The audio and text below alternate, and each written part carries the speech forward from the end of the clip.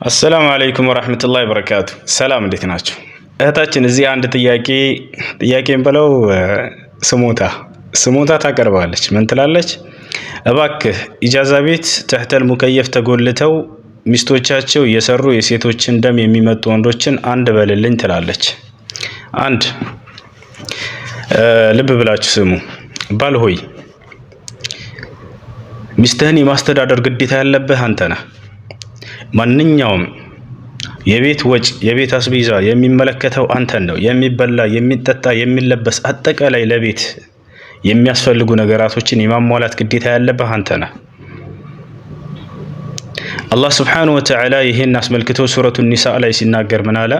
አሪጃሉ ቀዋሙነ ዐለ ኒሳ ቢማ ፈደለ ላሁ በዕደሁም ዐላ በዕድ ወቢማ አንፈቁ ሚን አምዋሊሂም። ወንዶች የሴቶች አስተዳዳሪዎች ናቸው ብሏል። ግልጽ ነው አይደለ? ሴቶች አይደሉም ወንዶችን የሚያስተዳድሩት። ነቢያችን ሰለላሁ ዐለይሂ ወሰለም ከዕለታት አንድ ቀን የሆነ ሰሃባ መጣና አንቱ የአላህ መልእክተኛ ሆይ አላቸው፣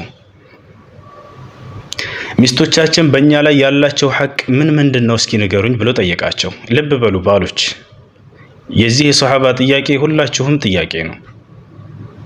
ግልጽ ነው አይደለ?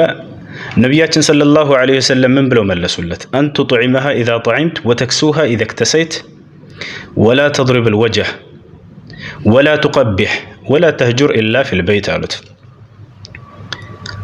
ሚስቶቻችሁ በእናንተ ላይ ያላቸው ሐቅማ ስትበላ ልታበላት አሉት፣ ስትለብስ ልታለብሳት አሉት፣ የምትሰራው ምግብ ላታጥላላባት እሷንም ላታጥላላት አሉት፣